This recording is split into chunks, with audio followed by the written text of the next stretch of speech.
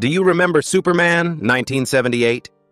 It once made its cast feel immortal, young, powerful, unforgettable. But nearly 5 decades later, their real lives tell a far more human story.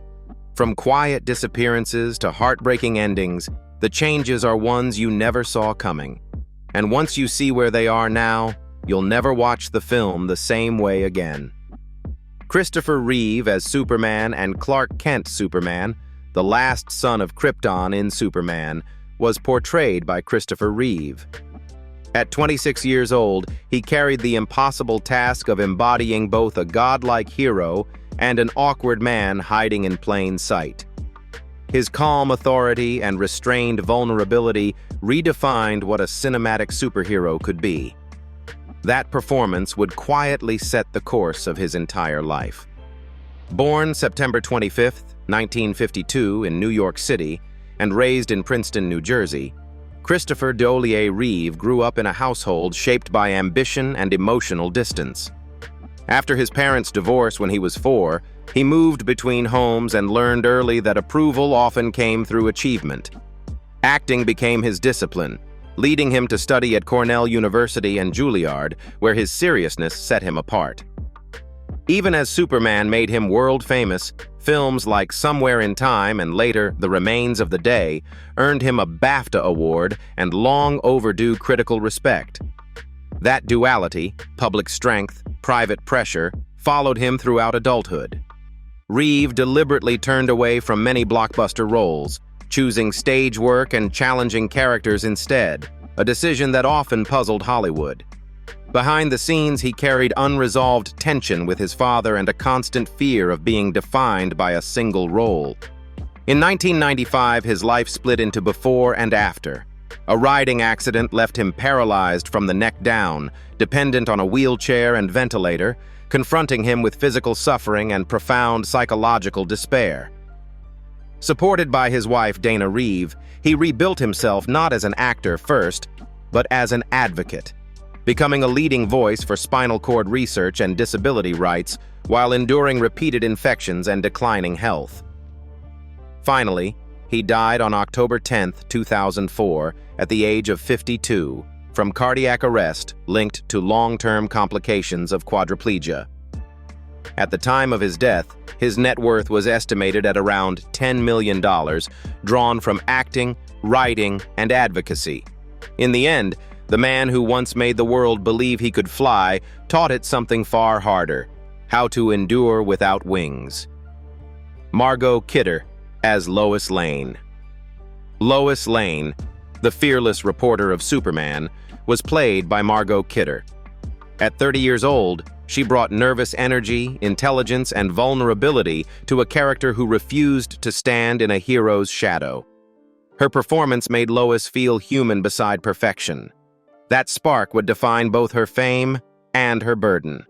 Born October 17, 1948, in Yellowknife, Northwest Territories, Canada, Margaret Ruth Kidder grew up without roots. Her family relocated constantly for her father's work, leaving her with a deep sense of instability and emotional isolation. Mental health struggles surfaced early, including a suicide attempt in her teens. Acting offered escape, and early acclaim followed through films like The Amityville Horror, along with a Saturn Award, confirming her talent. Fame arrived fast, but stability never did. Kidder's career rose on the back of Superman, yet untreated bipolar disorder quietly undermined both her work and her sense of self. Her marriages, to Thomas McGuane, John Hurd, and Philippe de Broca, were brief and emotionally strained, often collapsing under the weight of mood swings, exhaustion, and financial pressure. The unraveling became public in 1996, when a manic episode led to her disappearance and forced psychiatric hospitalization. The industry that once celebrated her stepped back, roles became sporadic, and money evaporated. Kidder later admitted she had lost millions during manic periods, even as she continued working in independent films and television, fighting to remain visible while managing a relentless illness. Sadly, Margot Kidder died on May 13, 2018, at the age of 69, At her home in Livingston, Montana, from a self-inflicted drug and alcohol overdose, ruled a suicide.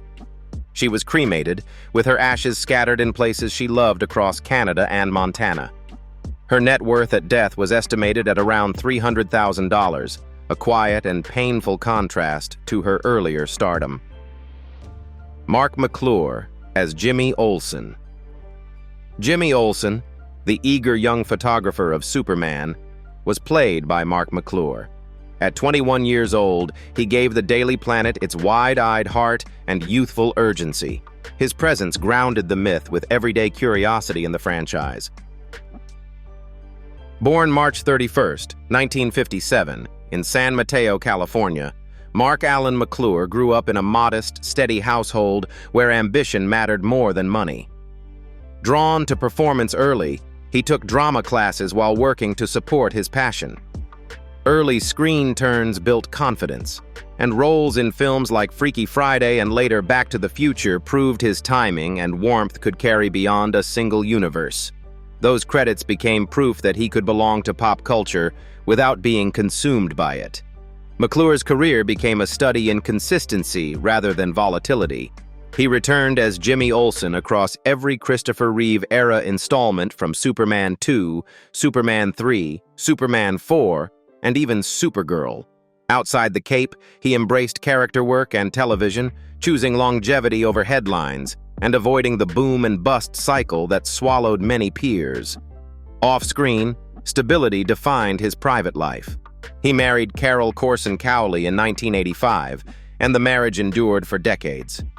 In the final years, McClure aged quietly, navigating slower seasons of work. Today, Marc McClure is 69 years old, living a low-profile life while remaining a beloved figure at fan events and pop culture retrospectives. His estimated net worth of around $2 million reflects steady work rather than spectacle. Jackie Cooper as Perry White. Perry White, the iron-voiced editor of Superman, was portrayed by Jackie Cooper. At 56 years old, he brought authority earned through experience rather than volume. His presence carried the weight of decades in entertainment. It was a late-career role that felt both inevitable and earned. Born September 15, 1922, in Los Angeles, California, John Cooper Jr. entered show business before he could choose it. Thrust into stardom as a child, he was pushed by a domineering mother who controlled his finances and emotions. Early acclaim followed. The Champ and Skippy made him a prodigy and the youngest Oscar nominee in history. But the cost was lifelong psychological strain. Adulthood brought reinvention rather than escape. Cooper transitioned from actor to television director, earning Emmy Awards for work on series like MASH, proving his talent extended far beyond the camera. Yet the scars of early exploitation lingered, shaping complicated relationships and 4 marriages marked by intensity, short unions, and eventual loss. The role of Perry White arrived not as a comeback, but as recognition. Health issues followed with age, including heart problems, though Cooper remained active and disciplined, reflecting his parallel life of service as a U.S. Navy officer, rising to the rank of captain. Sadly, Jackie Cooper died on May 3, 2011, at the age of 88, from natural causes in Santa Monica, California. At the time of his death, his net worth was estimated at around $18 million, built across acting, directing, and decades of quiet discipline. In the end, the boy who lost his childhood reclaimed dignity, not through applause, but through endurance. Gene Hackman as Lex Luthor. Lex Luthor, the calculating mastermind of Superman, was portrayed by Gene Hackman. At 48 years old, he transformed comic book villainy into something sly, human, and unsettlingly believable. His performance revealed a man who understood power not as strength, but as control. Born January 30, 1930, in San Bernardino, California, Eugene Allen Hackman spent his early years drifting through instability before settling in Danville, Illinois. When he was just 13, his father abruptly abandoned the family, a moment Hackman later described as quietly devastating rather than explosive. That sense of rejection hardened him early, pushing him to leave home at 16 and lie about his age to enlist in the U.S. Marine Corps. Thanks to it, he had already learned endurance the hard way, carrying that emotional armor into a career later defined by films like The French Connection and Bonnie and Clyde. Hackman's rise was slow, bruising, and fueled by defiance. Rejected at acting school, mocked by teachers, and dismissed as unlikely to succeed, he persisted through humiliation and poverty in New York before finally breaking through. His Oscar-winning turn in The French Connection confirmed his raw authority, while later acclaim in Unforgiven cemented his legacy as one of the most formidable actors of his generation. Behind the acclaim, his personal life reflected quieter battles. His first marriage to Faye Maltese lasted 3 decades, but ended under the weight of distance and relentless work. His second marriage to Betsy Arakawa brought stability, yet his later years were marked by declining health, including heart disease and the onset of Alzheimer's, which gradually isolated him from the world he once commanded. Sadly, Gene Hackman died around February 18, 2025, at the age of 95 in Santa Fe, New Mexico, from severe heart disease complicated by advanced Alzheimer's. His death followed closely after the passing of his wife, leaving behind a haunting final chapter defined by silence and confusion. At the time of his death, his net worth was estimated at approximately $80 million, built over 4 decades of uncompromising work. Ned Beatty as Otis, the bumbling yet dangerous henchman of Superman, was played by Ned Beatty. At 41 years old, he infused comic relief with something darker and more human. His performance balanced humor with menace. It made Otis unforgettable without ever overpowering the story. Born July 6, 1937, in Louisville, Kentucky, Ned Thomas Beatty grew up in a stable but modest environment rooted in music and faith. He discovered performance early, singing in gospel groups before turning to theater, even abandoning university studies to pursue the stage full-time.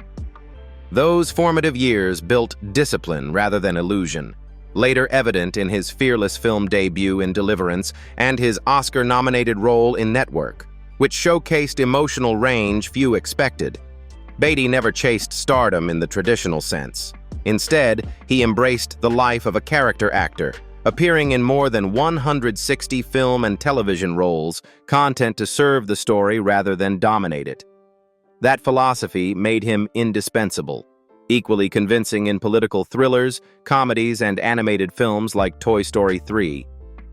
His personal life was complex and crowded, marked by 4 marriages and 8 children, reflecting both deep commitment and recurring upheaval. Despite professional success, Beatty often spoke candidly about preferring supporting roles, believing fame carried unnatural pressure. Ned Beatty died on June 13, 2021, at the age of 83, from natural causes, at his home in Los Angeles. He was remembered not for a single iconic role, but for a lifetime of presence. At the time of his death, his net worth was estimated at around $5 million, the product of steady work rather than spectacle. Susannah York, as Lara, the serene mother of Superman in Superman, was portrayed by Susannah York. At 39 years old, she embodied quiet wisdom and emotional restraint at the very edge of Krypton's destruction. Her presence was brief, but haunting. It gave the legend its first note of loss. Born January 9, 1939, in Chelsea, London, Susannah Yolanda Fletcher grew up amid emotional upheaval. Her parents' early divorce forced repeated moves and a lingering sense of instability, leaving her searching for grounding from a young age. Acting became both refuge and discipline, leading her to the Royal Academy of Dramatic Art, where she stood out for emotional intelligence rather than glamour. Early acclaim followed with films like Tom Jones and They Shoot Horses, Don't They?, the latter earning her an Academy Award nomination and cementing her international reputation. Rather than remain the English Rose of the 1960s, York deliberately pursued complexity. Her work in A Man for All Seasons and the psychologically demanding Images, which won her Best Actress at the Cannes Film Festival, proved a depth that critics initially underestimated. That same restraint defined her portrayal of Laura: maternal, tragic, and restrained by fate rather than fear. Her personal life mirrored that quiet tension. Married to Michael Wells from 1960 to 1976, she raised 2 children while navigating an emotionally demanding career. In later years, York chose the stage and intimate television roles over stardom, even as illness crept in. Diagnosed with multiple myeloma, she refused chemotherapy, choosing instead to honor a final stage commitment. Finally, Susannah York died on January 15, 2011, at the age of 72 in London from bone marrow cancer. At the time of her death, her net worth was estimated at around $5 million, earned across 5 decades of film, stage, and television. Valerie Perrine as Eve Teschmacher. Eve Teschmacher, the conflicted accomplice of Lex Luthor in Superman, was played by Valerie Perrine. At 35 years old, she infused the role with humor, vulnerability, and moral hesitation. Her performance softened villainy without excusing it. It made Eve unforgettable. Born September 3, 1943 in Galveston, Texas, Valerie Ritchie. Perrine spent her childhood constantly relocating due to her father's military career. The lack of permanence left her feeling unanchored, unsure where she belonged. She never planned on acting. Discovery came almost by accident after years as a Las Vegas showgirl. That unlikely beginning led to Slaughterhouse-5 and soon after, Lenny, where her portrayal of Honey Bruce won her a BAFTA Award and the Cannes Film Festival Award for Best Actress, along with an Oscar nomination. Despite critical acclaim, Perrine's career unfolded unevenly. She oscillated between prestige and cult projects, carrying the label of risk rather than reliability. Her turn as Eve Teschmacher captured that duality, comic, sensual, and unexpectedly human, while films like The Electric Horseman showed her capacity for emotional subtlety beyond stereotype. Her private life was marked by near misses and trauma. An engagement ended abruptly with her fiancé's accidental death, and she narrowly avoided the Sharon Tate murders after missing a dinner party at the last minute. In later years, Perrine retreated from public life, facing increasing physical limitations after being diagnosed with Parkinson's disease in 2015. Today, Valerie Perrine is 83 years old, living quietly in California, largely removed from the industry she once unsettled and charmed. Her estimated net worth of around $3 million reflects both early success and long periods away from the spotlight. Terence Stamp as General Zod. General Zod, the cold, defiant enemy of Superman, was played by Terence Stamp. At 42 years old, he delivered one of the most commanding villain performances in superhero cinema. His voice, stillness, and authority turned Zod into myth. The demand to kneel became legend. Born July 22, 1938, in Stepney, East London, Terence Henry Stamp grew up in post-war poverty, surrounded by bomb damage and scarcity. His father worked long stretches away at sea, leaving Stamp raised largely by women in the family. Cinema became his escape, especially American films starring Gary Cooper and James Dean, whose quiet intensity shaped his own ambitions. From these beginnings, Stamp fought his way into drama school, later breaking through with Billy Budd, earning him a Golden Globe and an Academy Award nomination, The Collector, and Best Actor at Cannes. Stamp's career was defined by refusal to be predictable. He rejected easy stardom, turned down roles like Alfie, and immersed himself in European art cinema with filmmakers such as Pasolini. By the time he became Zod, he brought decades of inner discipline to the role, choosing restraint over spectacle. Later, works like The Adventures of Priscilla, Queen of the Desert and the Limey proved his range, earning further BAFTA and Golden Globe nominations, and redefining him for new generations. His personal life carried its own turbulence. In the 1960s, he was deeply embedded in swinging London, sharing a home with Michael Caine and maintaining a long, intense relationship with supermodel Jean Shrimpton. After their separation, Stamp withdrew from fame, traveling to India in search of spiritual grounding. He married only once, later in life, to Elizabeth O'Rourke, a relationship that ended in divorce. Sadly, Terence Stamp died on August 17, 2025, at the age of 87, in Los Angeles, following age-related complications. At the time of his passing, his net worth was estimated at around $10 million, built across 6 decades of uncompromising work. His final appearance was completed shortly before his death, closing a career defined not by quantity, but by gravity. Sarah Douglas, as Ursa, the fierce and silent enforcer of Zod's will, was portrayed by Sarah Douglas. At 28 years old, she transformed physicality into menace. Her stare spoke louder than dialogue.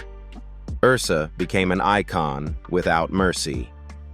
Born December 12, 1952, in Stratford-upon-Avon, England, Sarah Douglas grew up in a stable, disciplined household. Her father served as a Royal Air Force officer, and her mother worked as a physiotherapist, often treating actors from the Royal Shakespeare Company.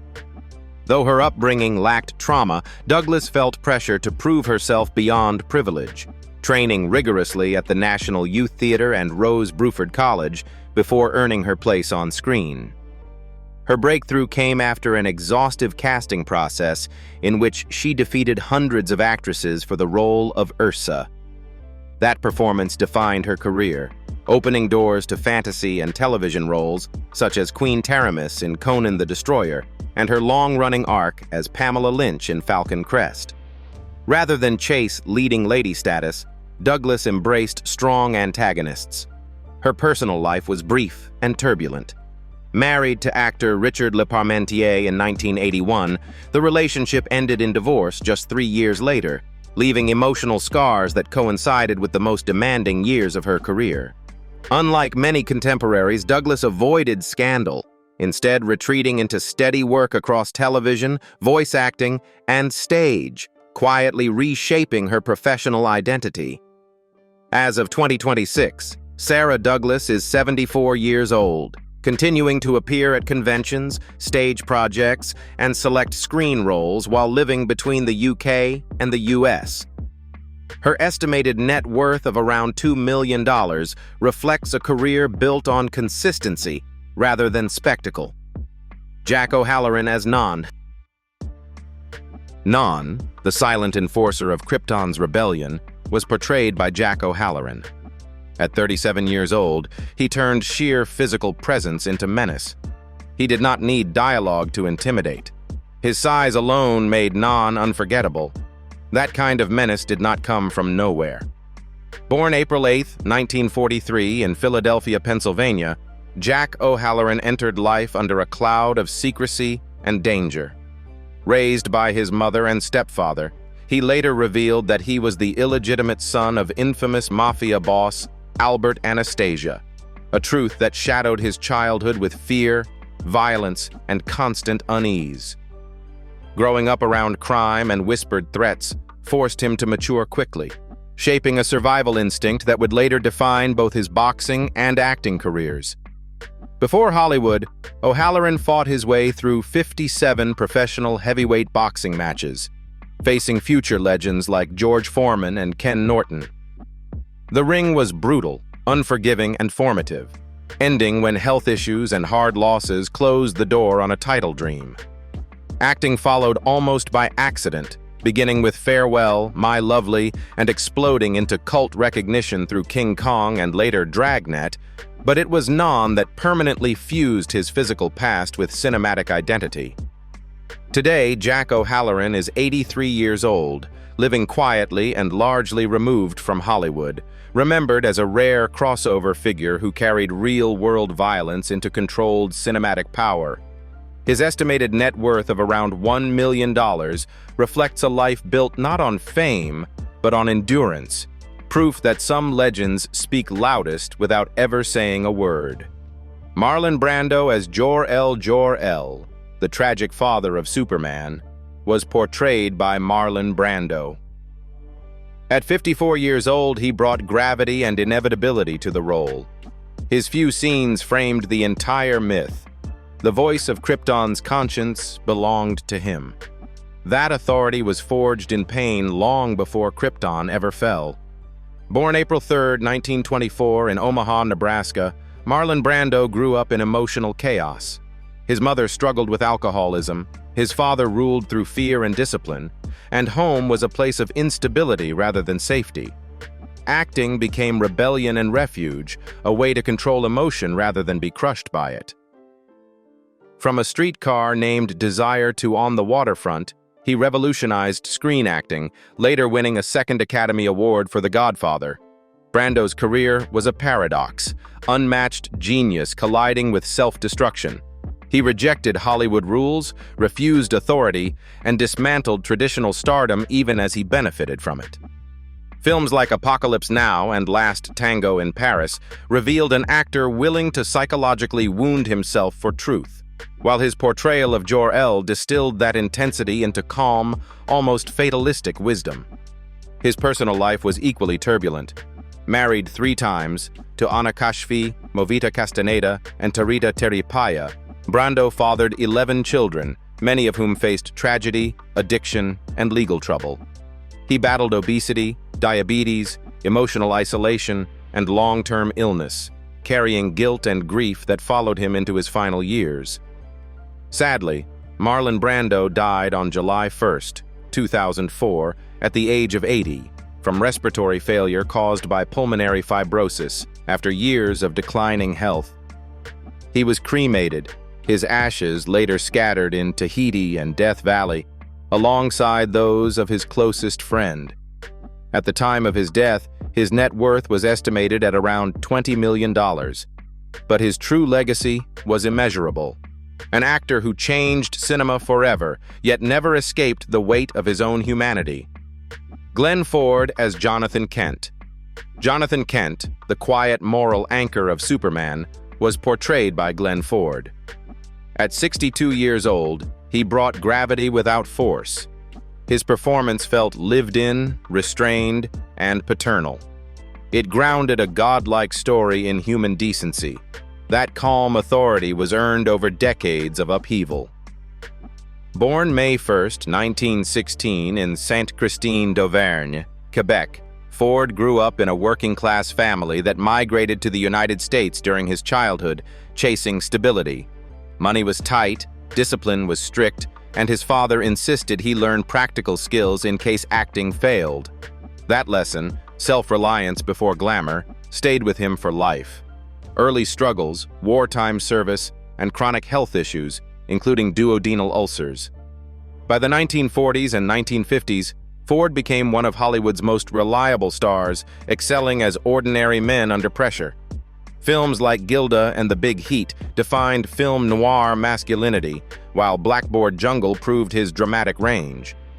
He earned Golden Globe recognition and placed multiple films in the National Film Registry, yet he remained uneasy with fame, often believing his best opportunities slipped through his fingers. His personal life was far more turbulent than his screen presence suggested. Ford married 4 times, all ending in divorce, and became notorious for compulsive infidelity. In later years, declining health and repeated strokes gradually confined him, forcing a quiet retirement after more than 50 years of work. Glenn Ford died on August 30, 2006, at the age of 90, from stroke-related complications at his Beverly Hills home. His estimated net worth of around $10 million reflected a long, disciplined career, but his legacy rests elsewhere, in the image of a father who taught the world that strength could be gentle and courage could be quiet. Phyllis Thaxter as Martha Kent. Martha Kent, the emotional heart of Superman, was portrayed by Phyllis Thaxter. At 59 years old, she embodied warmth without sentimentality.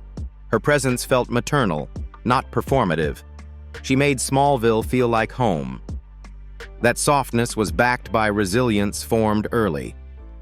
Born November 20th, 1919, in Portland, Maine, Thaxter grew up in a stable but disciplined household. Her father was a judge, her upbringing orderly and principled. Drawn to acting from a young age, she trained seriously for the stage, entering Hollywood with poise rather than hunger. Unlike many contemporaries, she never chased celebrity. She treated acting as craft, not identity. Her film career peaked early with 30 Seconds Over Tokyo, followed by noir and dramatic roles that showcased emotional precision. A bout with polio in 1952, though non-paralyzing, quietly derailed her film momentum and pushed her toward television. When she returned to cinema decades later as Martha Kent, the role felt like a summation, measured, human, and earned. Thaxter's personal life was steadier than most.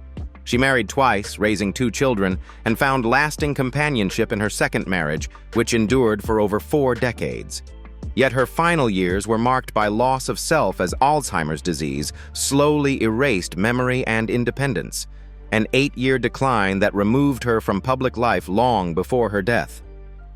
Tragically, Phyllis Thaxter died on August 14, 2012, at the age of 92 after a prolonged battle with Alzheimer's disease. She was cremated, with her ashes returned to Maine, the place where her story began. Her estimated net worth of about $2 million reflected modest choices over spectacle, but her legacy endures as the cinematic mother. They once brought Superman, 1978, to life.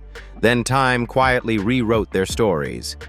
Fame faded, lives changed, and some legacies ended far sooner than anyone expected. So, where are they now in 2026? And what truths were hidden behind those iconic roles? Watch until the end, share your favorite cast member, and subscribe for more then and now stories that time never told.